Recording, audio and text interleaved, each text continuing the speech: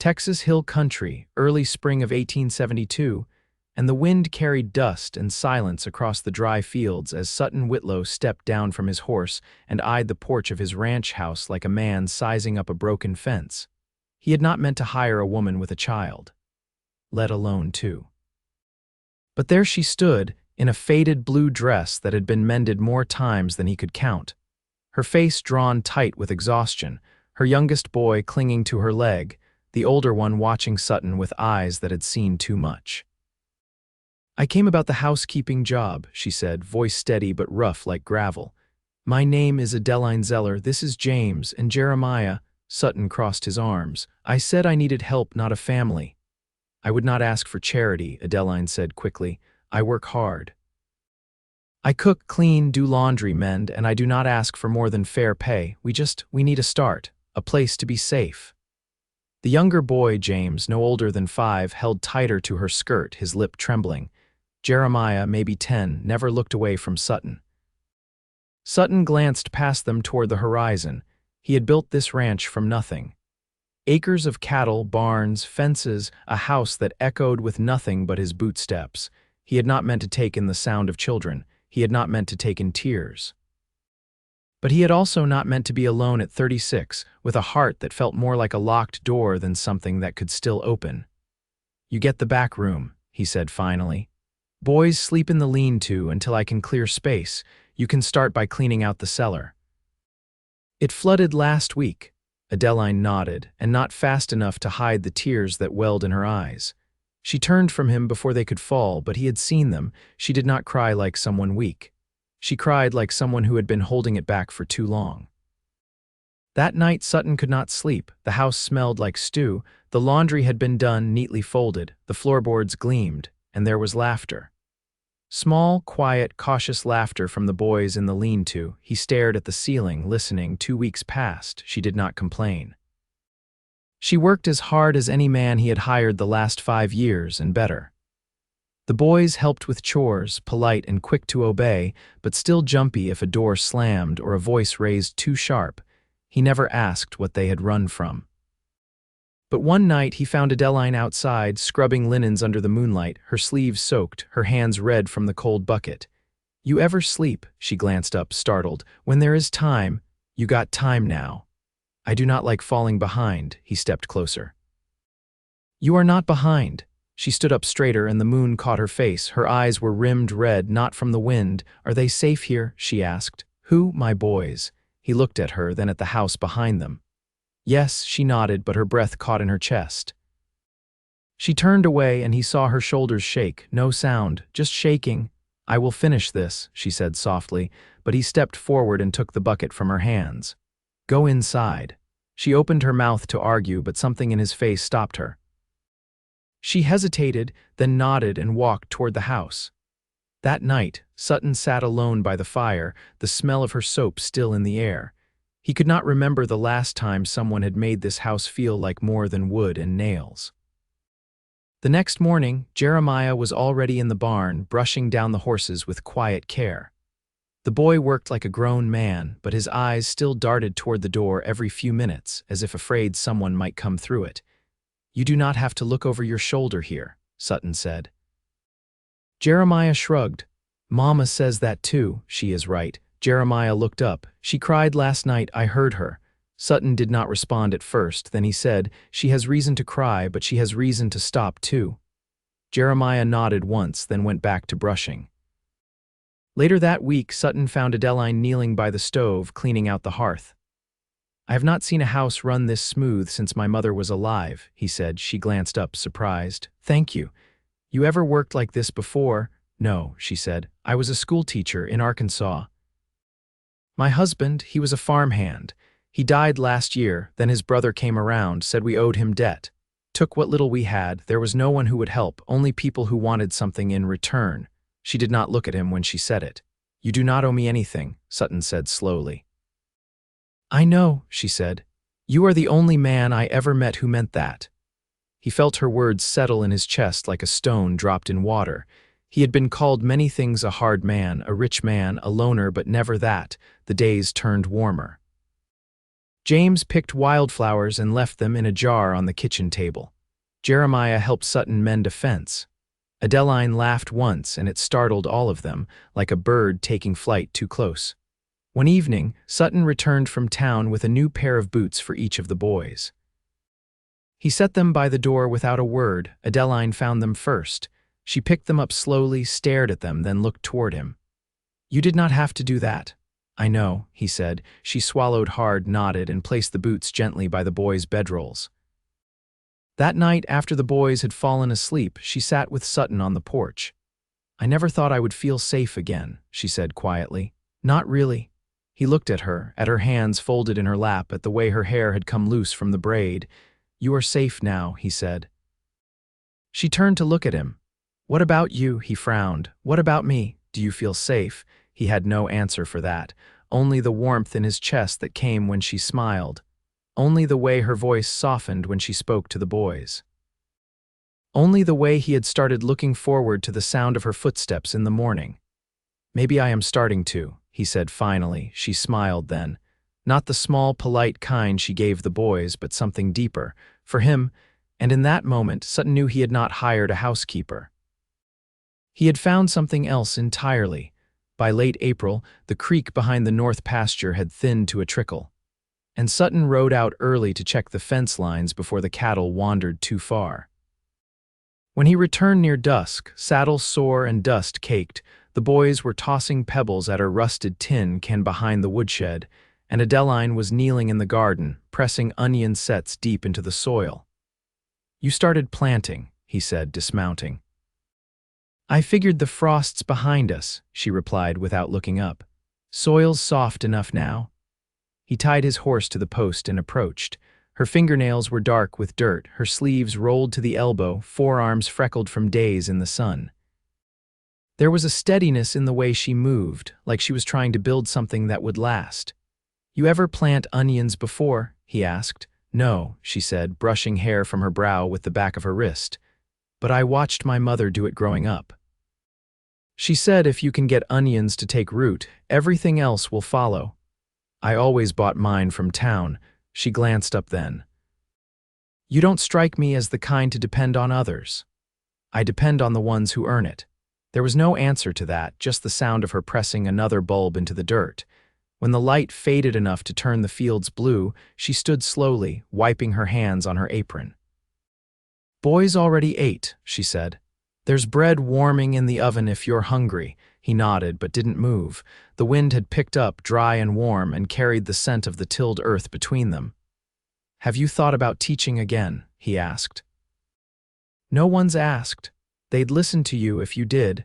Not many schools take women with children and no husband." Sutton leaned against the fence. "You're not the same woman who arrived here."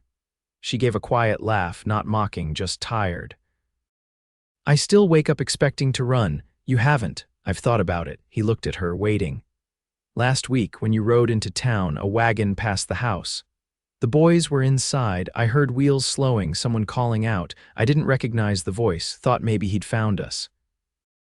I had a knife in my hand before I even saw. It was just a peddler asking for water. You want me to keep a rifle closer to the porch? I want to stop jumping at shadows." Something in the way she said it made him step closer. She didn't flinch, didn't pull away, just met his eyes like she was daring him to see the truth and still stay.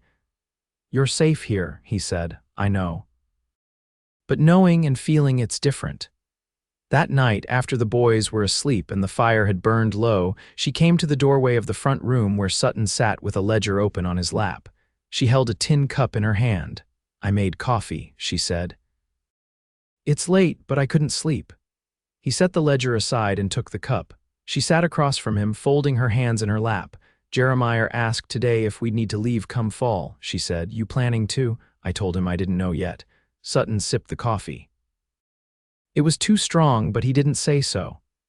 "I'd like to offer you something steadier," he said after a moment. Her brows lifted. "You already have. I mean more than wages. A place that's yours too." She looked down at her hands.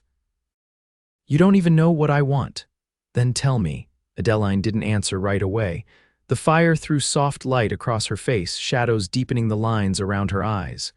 "I want to wake up without dread in my chest." I want my boys to grow up without thinking the world will always take from them. I want to be touched by a hand that doesn't hurt. Sutton set the cup down gently on the table between them. I won't rush you, he said, but I'm not offering out of pity, I'm offering because I want you here. Not just your work. You, her breath stilled and she pressed her lips together like she was holding something back. Then, without a word, she reached across and placed her hand over his. It wasn't a grand gesture, just a quiet, steady weight that settled into his bones like it belonged there. Neither of them spoke again that night, but when she turned to go, she didn't let go of his hand until the last moment. And when the door closed softly behind her, Sutton leaned back in his chair, heart steady for the first time in years. Outside, the wind shifted, and somewhere in the distance, a night bird sang. The first rain of May came quietly, tapping the roof before sunrise, soft enough to keep the dust down but not enough to flood the low trails. Sutton stood beneath the overhang of the barn, watching the silver-gray light settle over the fields as the cattle huddled near the fence line. He heard the door creak behind him and turned to see Jeremiah holding 2 tin pails. "Mama said to bring milk in early before it gets slick," the boy said, already moving toward the pen. Sutton nodded, but his gaze stayed fixed on the window of the house. A curtain shifted, and for a moment he caught the outline of Adeline's profile, still and unreadable. He hadn't spoken of his offer again. He hadn't needed to. Her hand on his had said enough. Later that morning, while Adeline kneaded dough at the table, her sleeves pushed up and flour dusted across her cheekbone, Sutton stepped inside and set a small wooden box beside her. She paused, hands mid-fold, and looked at it. "What's this?" "Something I had made." She opened it slowly. Inside lay a brooch fashioned from brass and turquoise, shaped like a swallow mid-flight. She touched it with the tips of her fingers but didn't take it out. "I don't have anything to pin it to," she said after a long pause. "I figured you might someday." When she didn't answer, he added, "You don't have to wear it now." She closed the lid gently. "I've never had a man give me something I didn't have to repay. You still don't." That evening, while the boys played marbles near the shed, Adeline stood beside Sutton as he filled the troughs. The scent of wet mesquite hung in the air and the ground sucked at their boots. "James asked where your family is," she said. "I never married," Sutton replied. "I know, but he wondered if you had brothers or sisters." "Had a younger sister. She died in Galveston when the fever came through. We buried her in a pine box outside town." Adeline didn't speak right away. "You ever picture what your life would have been if things had gone different?" she asked, voice low. "I try not to, but it creeps in sometimes, usually at night. I used to think I'd live in a town, teach in one of those white clapboard schools, live in a house with lace curtains. I never thought I'd be digging onions with dirt in my shoes." "You regret it." She looked out at the field, at the boys crouched low, arguing over a shooter marble. "No," she whispered. "Not anymore." Next week, Sutton took Jeremiah with him into Careville to pick up lumber. Adeline stayed behind with James, who had come down with a cough. When they returned, Sutton found the porch swept, the table set, and a note left on the cutting board in Adeline's careful hand. "Went walking with James. He needed air." He found them half a mile down the valley, sitting beneath a cottonwood by the dry creek. James leaned against her side, eyes closed, while she watched the sky with a stillness that felt deliberate. "You didn't have to come looking," she said when Sutton approached. "I know." "But I wanted to." She brushed James's hair gently. "He asked if this is where we'll stay." Sutton crouched beside them, resting his arm on his bent knee. "What did you tell him?" I said, "I think so." He nodded. "I've been thinking," she said slowly, "about what it means to stay. Not just in a place, in a life, with someone." She finally turned her face toward him, her expression unreadable but open. "I don't want to just be grateful to you," she said. "I want to choose you." Sutton held her gaze. "Then choose me." They didn't move, didn't touch, but something passed between them, solid and quiet, like fence posts set deep in the ground. When she reached for his hand, it was with sure fingers. They walked back as the light faded, James asleep in her arms. Sutton carried the sack of gathered wild onions she'd tucked beneath the tree. They didn't speak again that night. But the silence between them had changed, no longer uncertain, but full of something steady and known. The wind came from the west that morning, dry and restless, rattling the shutters and lifting the hem of Adeline's skirt as she stepped out to hang damp linens across the line. The air held the edge of coming heat, not yet summer but no longer spring. She pinned the last sheet, fingers working by habit, and glanced toward the barn where Sutton and Jeremiah had gone before dawn to mend the gate yoke. James sat in the dirt nearby, sorting smooth stones by size. He hummed softly, lost in his task, and Adeline let the sound settle her. For the first time in over a year, her shoulders didn't feel drawn tight with fear. The land was beginning to feel like something she belonged to, not something she passed through. Inside, she folded yesterday's laundry and set aside the boys' shirts for mending. In one of Sutton's drawers, she found a worn ledger half filled with cattle tallies and supply lists. Tucked between pages was a folded newspaper clipping from San Antonio, an article about land rights and the rail line pushing north. She traced the printed words with her thumb, then set it back exactly as she'd found it. Later, while peeling potatoes near the hearth, she heard Sutton's boots on the porch and looked up as he entered, sweat darkening his collar, his shirt dusty from work. "Gates holding for now," he said, pulling off his gloves. "Jeremiah still with the calves. He's learning quick. Better hand than I was at his age." She nodded and returned to her task. He stepped closer, watching her hands move. "I've been thinking," he said, "about the back pasture." She glanced up, waiting. "There's a clear patch above the creek, bit of shade. Close enough to the house, but far enough you'd feel it was your own. For what? If you wanted to build something, a separate cabin or a schoolhouse.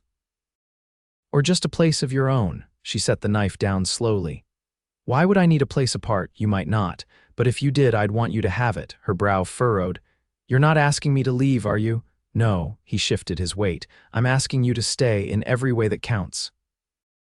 I just don't want you to feel like you've been folded into someone else's life with no shape of your own." Adeline looked at him, her mouth still, her breath uneven. "You think I want to separate from you? I don't know what you want yet." She stepped around the table, wiping her hands on her apron. "I want mornings where we wake under the same roof. I want James to learn how to ride from someone who sees him as more than a burden. I want Jeremiah to grow into a man who doesn't flinch when someone raises their voice. I want to plant more than onions. I want to hold your hand when the cattle fall sick and the rains don't come." Sutton's jaw worked, but no words came at first. He reached for her wrist gently and held it between his fingers like something precious. "Then don't ask for space," she whispered. "Ask for me." "I am," he said. That night, when the boys were asleep and the lamps burned low, Sutton brought out a small wood box he'd carved in his spare hours. He opened it on the table and showed her 2 silver rings, plain but strong. "I had these made in town," he said. "No preacher yet, no papers, but I'd like to say vows if you're willing, just between us. Until we can make it proper." Adeline reached out and touched one of the rings, then looked up at him. "What would you say?" He took her hand, steady and sure. "That I will stand beside you, share this land and what we build on it, raise your boys as mine. Be what you need, even when it's hard." Her eyes brimmed, but she didn't look away.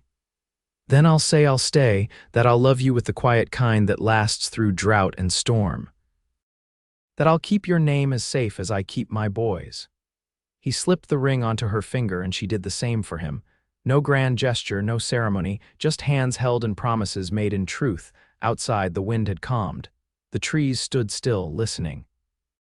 And in the hush that followed, Sutton leaned forward, rested his forehead to hers, and breathed in the scent of bread and wood smoke and her.